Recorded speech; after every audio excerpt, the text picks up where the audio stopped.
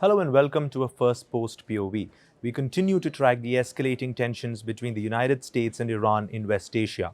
The United States has staged the most amount of firepower in this region since the Iraq War way back in 2003, and US media reports say that Donald Trump could give the green light for an attack on Iran as soon as this week. Countries around the world are bracing for this possibility. Just today, the Indian government has asked citizens of this country to leave Iran by any means possible in anticipation of what could happen. There are also reports that the supreme leader of Iran, Mr. Khamenei, is placing moves in place to ensure that the regime of his, the Islamic revolutionary regime, survives, even if there is a decapitation level attack by the United States military. The question is, will Donald Trump actually pull the trigger after this buildup? And if so, how will Iran respond to this escalation? Joining me now to discuss the West Asian escalation is Dr. Rouzbeh Parsi, who's an Iranian scholar and also the senior adjunct lecturer at Lund University. Thank you so much, Dr. Parsi, for speaking to us on Firstpost. Thank you for having me. Let's talk about these media reports and speculations that is swirling around. Do you really think that an American attack is almost inevitable, looking at the scale of the buildup and the statements we've heard so far? I'm afraid so, in the sense that, as you said, both we have so much military hardware concentrated now, but also, more importantly, on a political level, that President Trump has, in a sense, backed himself into a corner with demands that the Iranians are simply not willing to contemplate. And therefore, with his threat of war otherwise, he's now in a position where he really doesn't know what else to do. Do you think this was the plan to begin with when he deployed the initial round of firepower to West Asia, specifically the carrier strike group of USS Abraham Lincoln? Do you think the idea was to launch a kinetic attack on Iran or to use this military posturing to gain concessions from the regime? Which of these was his initial goals, do you think? Well, I think it depends on who you ask in the Oval Office, because we need to remember that the Trump administration has so many voices, and they're rather contradictory on many topics, including this one. So I'm sure some, like Secretary of State Marco Rubio, expected this firepower to be used, and that was and is still the main course of action that I think he and others would like to see. While Trump himself generally is more inclined towards deals in a general sense, which doesn't necessarily have to amount to much, but the photo opportunity of it is important for him. That is, that the photo optics is that he got something that no other president has managed to do when it comes to Iran. And so therefore, from his point of view, most likely, the idea of all this firepower was to scare the Iranians, not only to the negotiation table, but as Steve Witkoff phrased it, that the Iranians would basically capitulate. So what exactly is then now pushing Trump towards a more hawkish move or towards a kinetic operation? Is it just the hardline advisors in his cabinet? Is it perhaps his foreign allies like Israel? Or is it because he did not expect the Iranians to hold firm on their demands? I think it's a bit of both. It's very clear that the Israeli prime minister is key for pushing the line when it comes to what is negotiated about. We have to remember that, as the opening segment of your report said, that these were supposed to be negotiations about the nuclear issue. But then, because of the protests in Iran, which were very, very harshly and bloody put down by the government in Iran at the end of last year, beginning of this year, that added a different dimension from what Trump himself stated. And then there's the third one, and this goes back to the Israelis in particular, is that they are not interested only in the nuclear program. They want Iran's ballistic missiles to be on the table. In short, that they should be scrapped or curtailed in such a way that they could not threaten Israel. And this is for the Iranians, irrespective basically of any group you could think of within the political elite, a red line. Because once the Iranian ballistic missiles are gone, one way or another, then Iran has absolutely no deterrence when it comes to future Israeli attacks. And therefore, the country would be basically wide open for attacks from Israel at any point in time.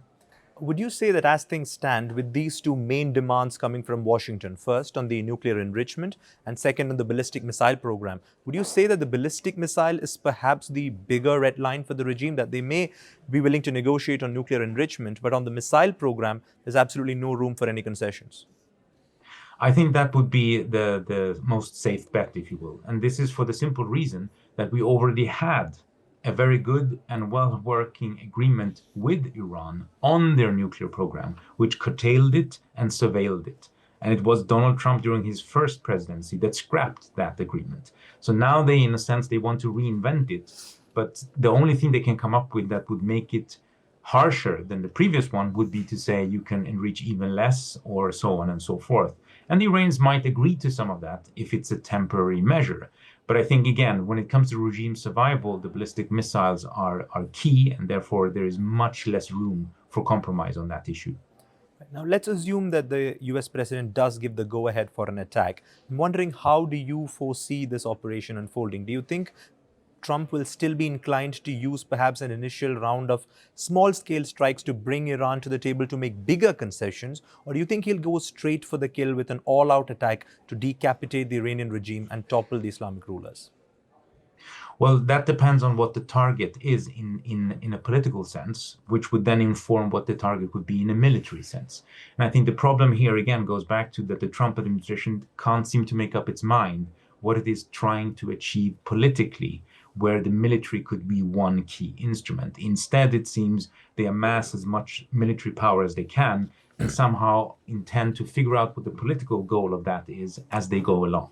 So very succinctly, you could say, if the nuclear program is the target, then there is a limited number of targets you can attack and you can destroy, just like in June 2025. Still outside of international law in every sense, shape, and form, but nonetheless, it would also be a containable target list. But if you say the idea is to decapitate the government, the regime, the state, or to incapacitate it in terms of its military ability, then the target list becomes very, very much longer because it depends on what level you intend to stop. Is it every general, every lieutenant colonel? Is it every major, etc., etc.? So then you have a much more open-ended kind of conflict, which would bring in the Americans long-term in a way that I don't think the Trump administration as a whole actually would like to see. How do you see Iran climbing the ladder of escalation? If Trump was to approve limited strikes only, like you said, like what happened last year on the nuclear sites, how would Iran respond in that scenario? And in what scenario would they actually target American warships and American bases in the region, or perhaps even American allies like Saudi Arabia and the UAE? What are those thresholds that perhaps the regime is thinking about? Well, in a sense, I have to be very frustrating in saying that we have to think of Tehran in the same way we think of the Oval Office. We have different voices in Tehran. And some of them think that the lesson from 2025 is that if you try and act rationally and contain the escalation, try and stop it from escalating out of hand, that only makes the Americans and the Israelis think that you are weak and cannot respond in kind, and therefore that opens up and invites further attacks. Now, that interpretation of 2025 would then mean that the only way for Iran to not only showcase its deterrence, but to prove that it exists, would be to attack in kind, which means attacking the Americans directly, and in this case, not by forewarning them so no one gets killed, but actually, if the Americans kill Iranians, then we need to kill Americans. The problem, of course, with that is that Iran is militarily much weaker than the United States. And if you go down that route, there is no way of guaranteeing that it doesn't get out of hand in any sense, shape, or form. The other interpretation would, of course, be that we need to remain prudent, as it were, and not respond in kind in order to show that we are not interested in an all-out conflict, perhaps also because we cannot afford it to the same degree as the Americans. I would not say that this latter interpretation today is as strong as it was before, exactly because of the experiences of 2025. So for now, I think many people within the political elite think this is an existential threat. It's existential if you go too far, but it is also existential if you don't go too far.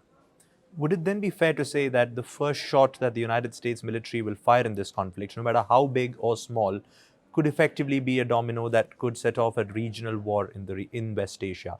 No matter how small that US attack is, the regime may be forced to respond with force as a way of deterring the Americans further. Is that how things are placed right now? I think, unfortunately, that is where we are. And the reason why that becomes more probable is the fact that the diplomatic track is not functioning.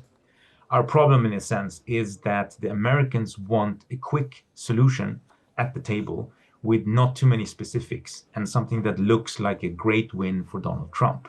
The Iranians, on the other hand, are negotiating the way they negotiated the nuclear agreement in 2015, which is they have experts, there are minutiae, there are paragraphs, there are a lot of details, technical details that need to be hammered out, and they want sanctions relief. They don't want just, if you will, to be guaranteed not to be attacked. They want actual sanctions relief.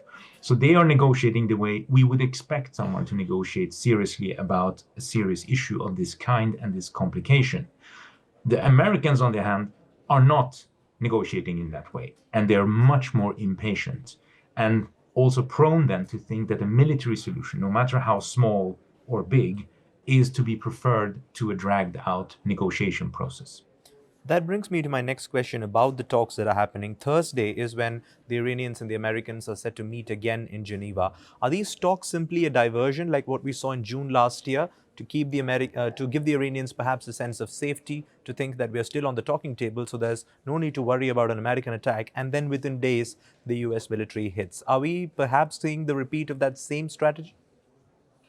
I think that is a very viable option as far as the Americans are concerned. I just don't think that the Iranians are, if you will, amnesiac enough to not remember what happened in June last year. So I don't think the Iranians trust the Americans at all, and they shouldn't. But the problem with these meetings right now is that we don't know if they've even agreed on what they're negotiating.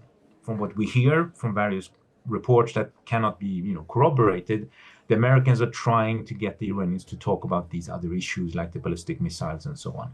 The Iranians, so far as we know, have refused. So they haven't even gotten to the point where they know why they're sitting at the table and what they're supposed to talk about. And that means that when you have a military threat, which you know that the party doing the threatening has employed before and thinks of it as a very viable option to negotiations, that doesn't necessarily help the negotiation process, because you know that there is this other option that they think is almost easier than negotiating.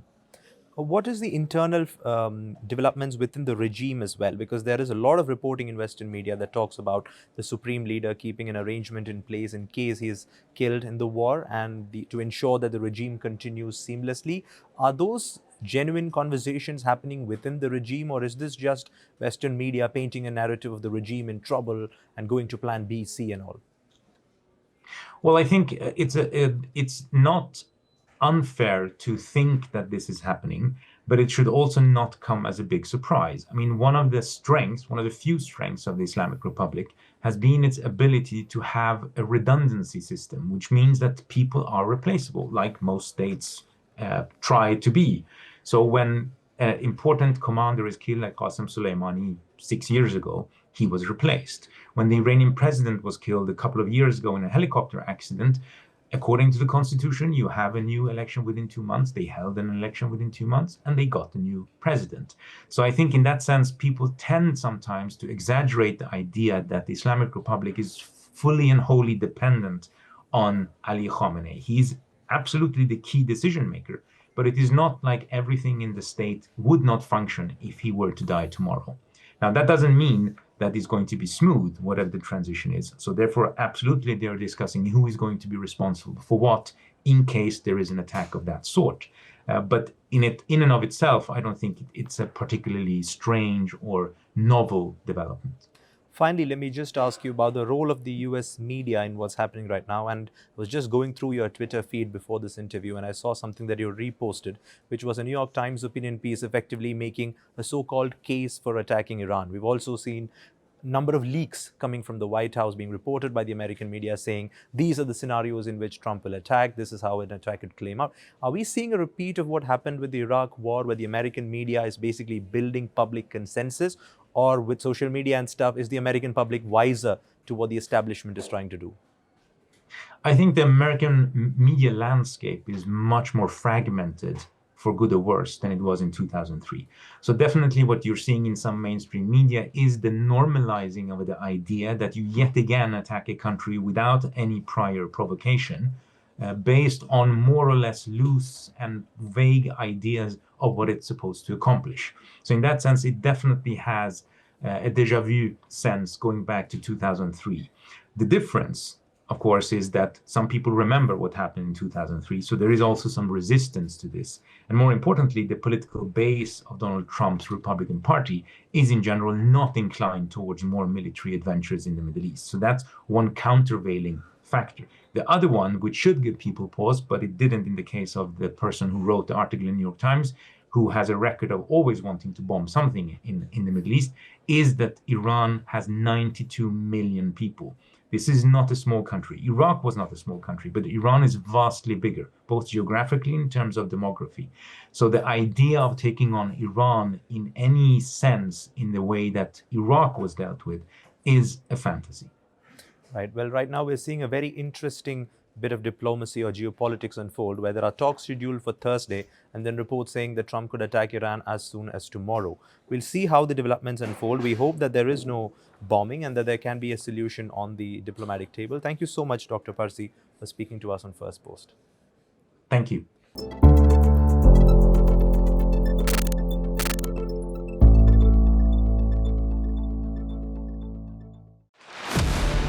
Power doesn't end quietly. Some deaths are not accidents.